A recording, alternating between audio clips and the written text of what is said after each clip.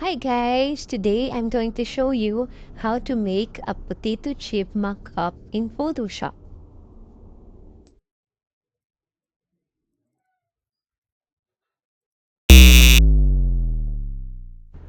First, open your selection tool in the toolbar and click and drag over the chip bag to select it.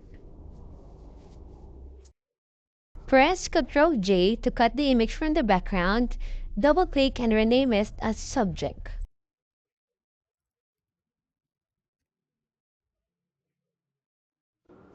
Press Ctrl J to duplicate and rename it as Highlight and Shadows. Here, disable the layer. Select the layer below. Go to File.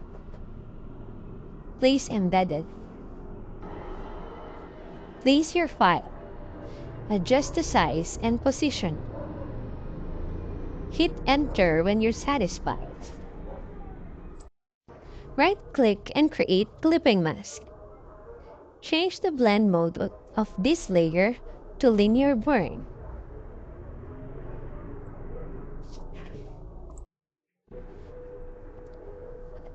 Select the Highlights and Shadow layer